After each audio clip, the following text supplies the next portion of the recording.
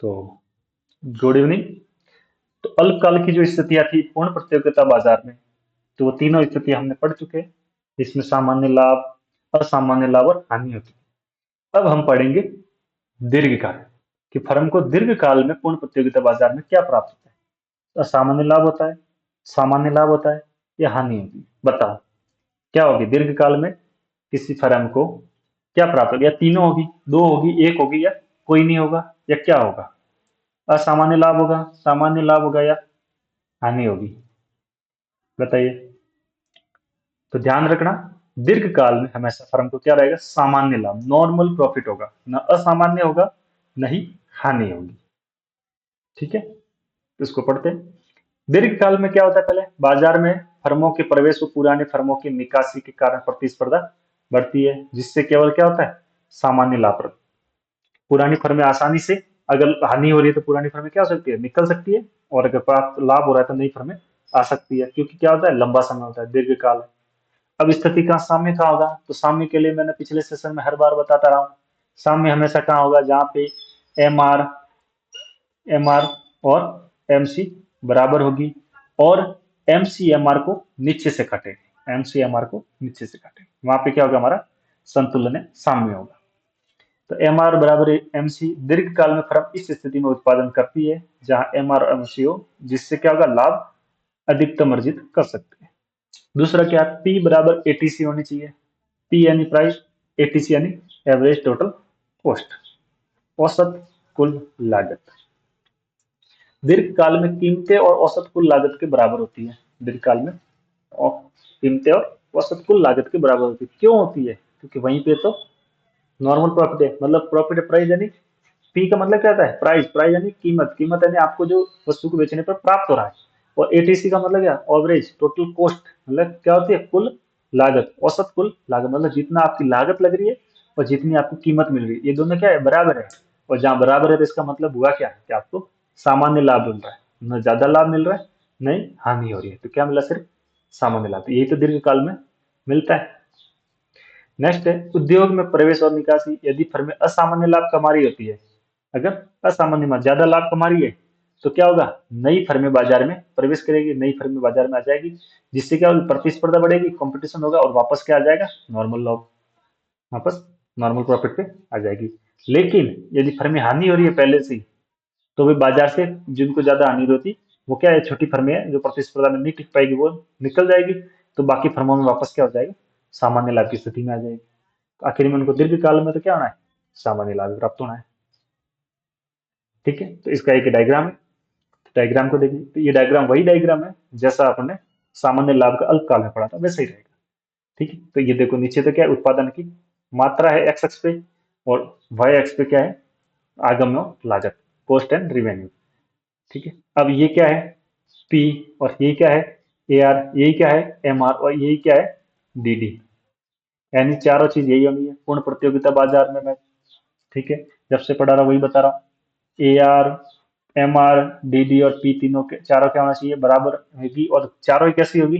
एकदम समतल रेखा, एकदम क्षैतिज रेखा होगी, एक्स अक्ष के समांतर होगी। इसमें तो आपको देखना ही नहीं, देखना है तो सिर्फ कैसा? एमसी और एसी में देखना है।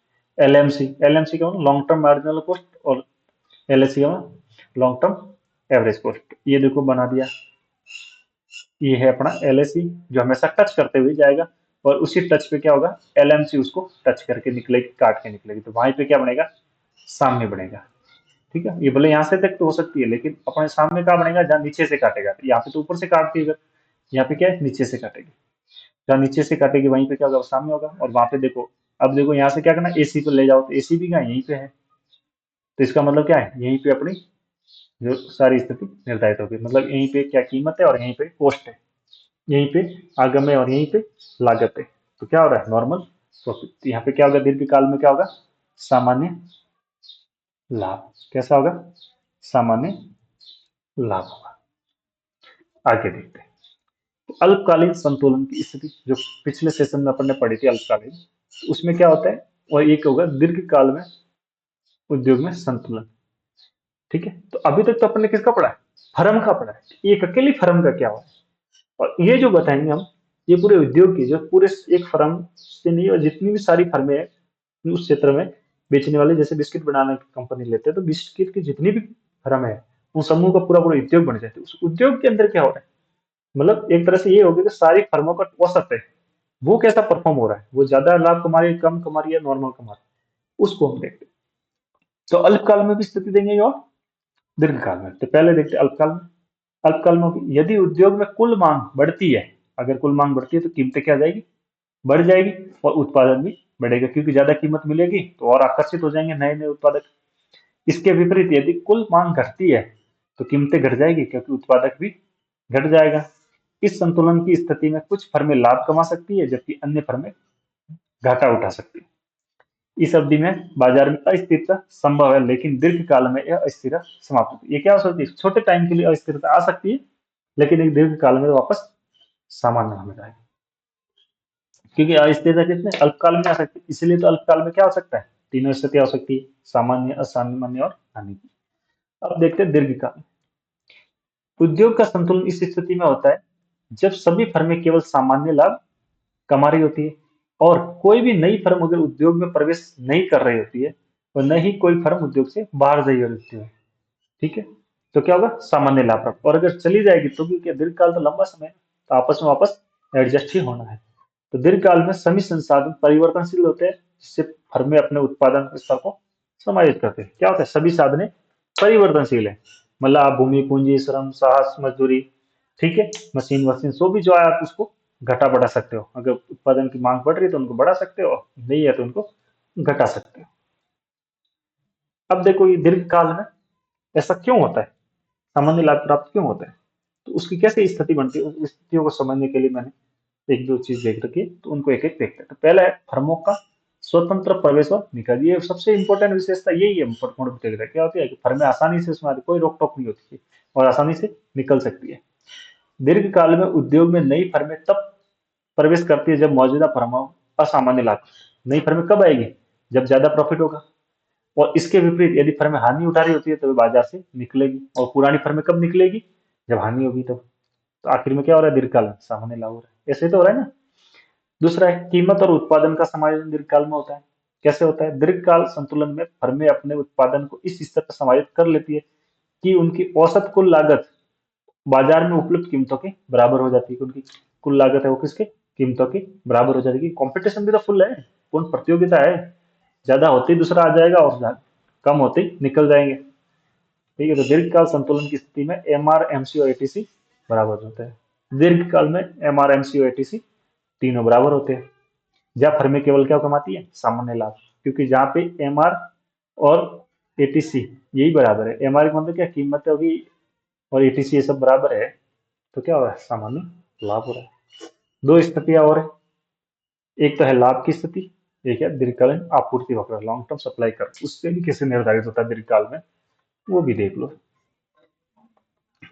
दीर्घकाल में असामान्य लाभ की स्थिति में समाप्त हो जाती है, क्योंकि नई फर्में प्रवेश के कारण प्रतिस्पर्धा बढ़ जाती है और कीमतें कम हो जाती है। इसी प्रकार हानि की स्थिति में फर्में बाजार से बाहर हो जाती है, जिससे बाजार की कुल आपूर्ति घट जाती है और आपूर्ति कीमतें बढ़ जाती है, जिससे हानि समाप्त हो जाती है। ठीक है, अब है दीर्घकालीन आपूर्ति। दीर्घकाल में उद्योग की आपूर्ति वक्र अधिक सपाट होती है। आपूर्ति वक्र कैसे होती है, सपाट होती है, जो दर्शाती है कि दीर्घकाल में कीमतों में बहुत कम बदलाव होता है। यदि उद्योग में समान लागत की स्थिति होती है तो दीर्घकालीन आपूर्ति वक्र क्षैतिज होता है। ठीक है, जो दर्शाती है कि उद्योग में कीमतें स्थिर है। ठीक है, तो ये अपना पूर्ण प्रतियोगिता बाजार यहीं पे खत्म होगा, और अगली कक्षा में हम पढ़ेंगे अपूर्ण प्रतियोगिता बाजार। धन्यवाद। इसी के साथ